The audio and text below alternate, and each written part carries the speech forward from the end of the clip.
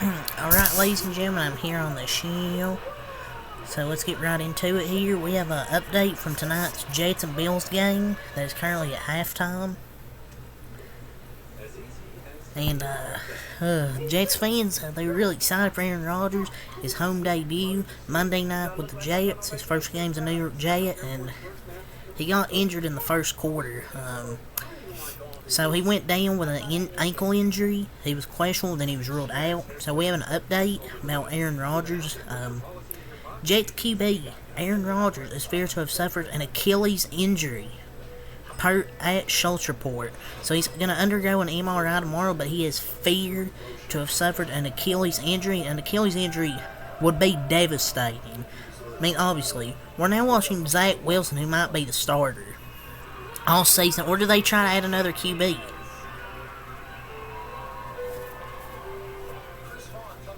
It just sucks, man. They played like 4 snaps and then he got injured.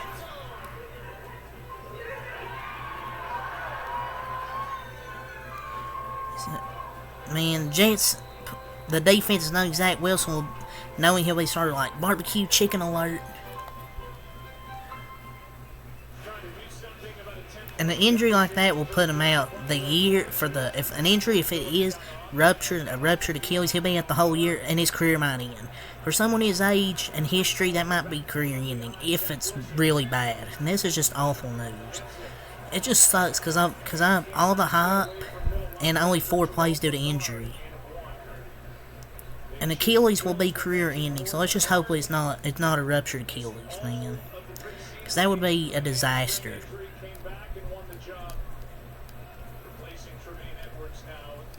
But yeah, if this is true, and he suffered like a bad Achilles injury, they're done for the season, because Zach Wilson ain't going to win them nothing.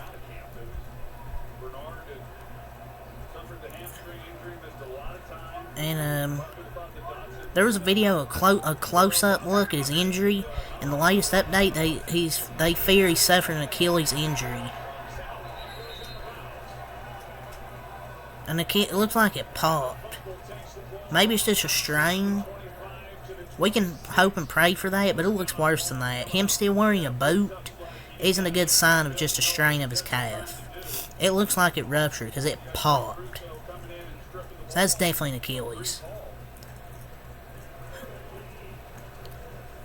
It just sucks though, for real. So there was a report back in June that the Bears reportedly wasn't happy with Chase Claypool's effort this offseason going into the start of the season. And Bears wide receiver was, quote, sleepwalking throughout the hashtag Packers game. So this was like a video showing his total lack of effort, like a 30-second video. Claypool finished with 2 targets and no catches. Him for a second-round pick is looking like one of the worst trades. I was considering it was a 30-second pick, basically a first-round pick, basically. So, yeah, he's going to get himself hurt. Lack of effort, but also just a lack of talent. Or maybe he is talented, he just does a lot of football. This is exactly the same kind of stuff he did in Pittsburgh. What, you remember when he said he was a top 3 receiver? Yeah, that was funny. The Bears basically traded him for a first-round pick. Just sorry effort. Just sorry effort from Chase Claypool. I thought he used to be solid, but now he's just not any good. 2 targets, no catches. So an update, hashtag Bill Safety, Damar Hamlin will have a documentary about his on-field cardiac arrest called, quote, Did We Win? Per at Deadline. The title references a question Hamlin asked from the hospital bed about the Bills game against the hashtag Bengals after he awoke from a medically induced sedation. The documentary is produced by NFL Films. He was mic'd up throughout the entire training camp and made the final 53-man roster.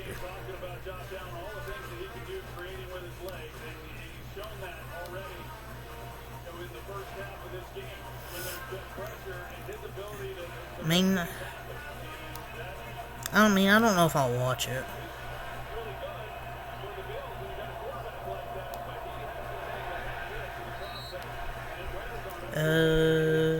Update. The hashtag Cardinals will start QB Josh Dobbs on week 2 versus hashtag Giants per the team.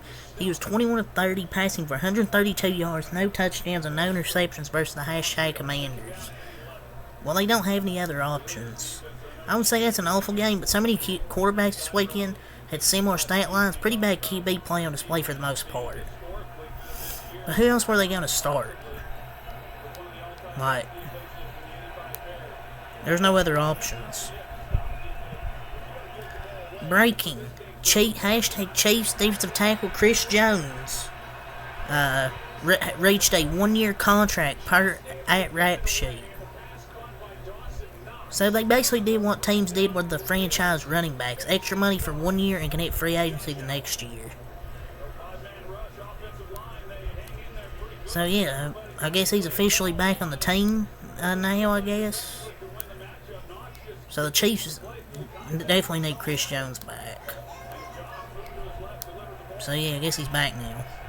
So the new agreement between the Chiefs and All-Pro Chris Jones comes after a 21-20 loss to the hashtag Lions on week 1, but the defense only allowed 14 points. Chris Jones will now be ready to go for the rest of the season. So he's back for the rest of the season. He didn't get anything he wanted, but maybe he will in the offseason.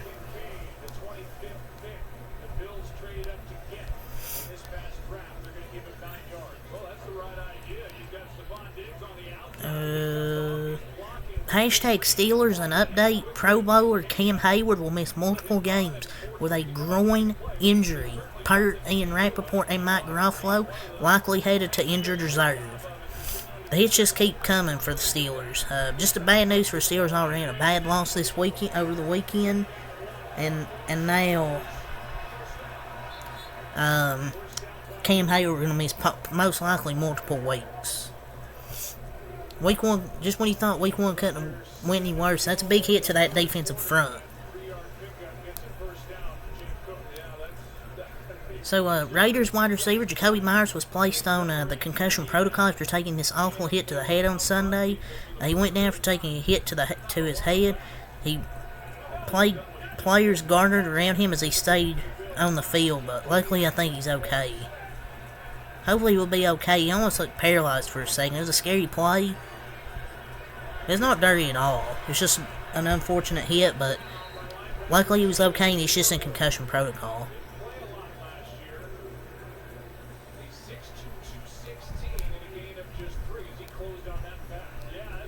Update. Wide receiver / returner Jameson Crowder is signing with the hashtag Commanders active roster per Mike Garofalo. Crowder played for the team from 2015 to 2018, then played on the hashtag Jets and hashtag Bills. He was on the practice squad heading to Sunday. Now he's on the active roster. So the Giants set some astounding records of ineptitude during their loss to the hashtag Cowboys. Lost 40-0 or worse. Lost a sack battle 7-0 or worse. Lost a turnover battle 3 or worse. Threw a pick 6, had a blocked field return for a score. No team had those 5 things happen to them all in the same season. The Giants had them all happen in one game. And that's insane. That's insane, man.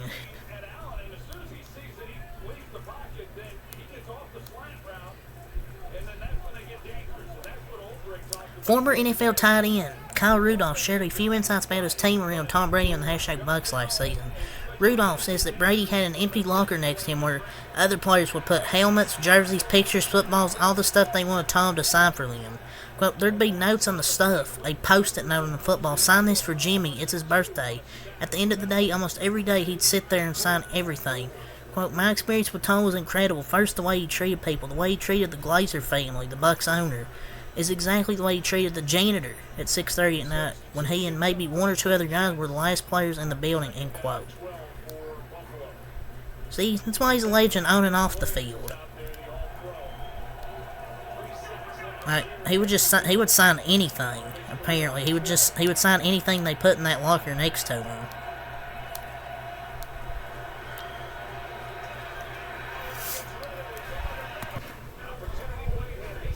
Trying to find some more news here. Update. Hashtag Ravens linebacker Patrick Queen was, quote, randomly selected for a drug test following his game against the Texans despite getting drug tested 3 days ago. Yeah, I don't know why they do these random, like, drug tests after games. But they just pick random players at any time.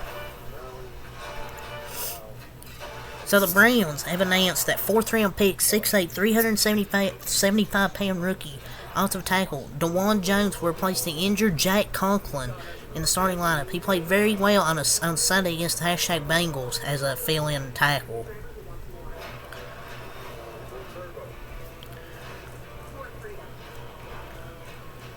So we had a update coming off the worst game of his career. Kadarius Toney, Chase wide receiver, took a shot at the hashtag Giants following their 40-0 loss to the hashtag Cowboys. Quote, "No, don't get quiet now." Toney's Twitter account has been shut down, but the IG account is still active and it seems he couldn't wait to take a shot at the Giants. No shot this dude is chirping after that, and he posted another story on IG. "Now I'm back off this shit again. Leave me, DF. Leave me the fuck alone. But stay tuned." This gives, I can dish it. I can dish talking trash, but I can't take it when I'm trash talking Giants fans. If I'm trash talking Giants fans, you gotta be able to dish if you're gonna have trash talk. What a loser. He thinks he's tough. Seems like he just wants to be able to trash talk without hearing anything back from fans. It doesn't usually work like that. Tony talking trash? I know that ain't who I think it is. He can take the heat, but he can't take it in return. So some good news. I remember August 31st when all ESPN networks went black on Spectrum for college football week 1. Well, good news. Disney and Charter have resolved their high-profile dispute, restoring ESPN and ABC to 15 million households. And it came just in time earlier today before the Jets and Bills Monday Night Football game. So, good. So, good's back. So, we got some bad news today. A bad update when Jack Conklin got injured after he got carted off. Hashtag Brown say it, quote, appeared before the report today. He suffered a season-ending injury but still going to have tests. Unbelievable luck, man. It was just an unlucky play where he got injured. It's just, they shouldn't have signed him to that extension known as injury history. But starting off some tackle, Jack Conklin was lost for the season after tearing his ACL and MCL, per Adam Schefter. Conklin is a 2-time All-Pro, and rookie DeJuan Jones will take over as a starter. The Browns still have a solid core there in the O-line, but hopefully Jack Conklin gets better. I don't think this hurts their chances of a playoff run, because DeJuan Jones in the preseason had 71 pass blocking snaps and 1 pressure allowed. He was a first-round talent. Can't believe he went in the 4th round. So, Bengals wide receiver Jamar Chase talked about week 1 and called the Browns elves, and it feels like a regular game to me. It don't feel no different, stuff like that. And then Myles Garrett responded saying Cleveland is Cleveland, and almost calling them, quote, the LC. Now that was disrespectful. And then they destroyed them in week 1. So Cleveland is Cleveland. That's crazy, man. So an update. Titans 3rd round pick running back Tyjae Spears outsnapped All-Pro Derrick Henry versus the Saints. Spears 34 snaps, Henry had 30 snaps. Spears was on the field for every 3rd down. Derrick Henry saw 0 snaps on 3rd down. Is this going to be a trend or a one-time thing? It's a good balance. Henry is not cooked. It's just he had 63 rushing yards, 53 receiving. And he's 30 years old. You don't want to be using him like how they used to. It's just reality. I mean, hell, they used Hillard last year a lot on 3rd down, so, yeah. Wide receiver Justin Jefferson, random fact, only needs 85 more receiving yards to have more than any hashtag Bears player had in their entire franchise's history. Their current leader in career yards is Johnny Morris with 5,059 yards. He played there for a decade. Jefferson, 24 years old, currently has 4,975 yards against after adding 150 on Sunday against the hashtag Bucks. He didn't look happy though after they lost, but the Bears are a poverty franchise. That'll be it. Really, I'll save his first NFL video. Text Mac like, peace.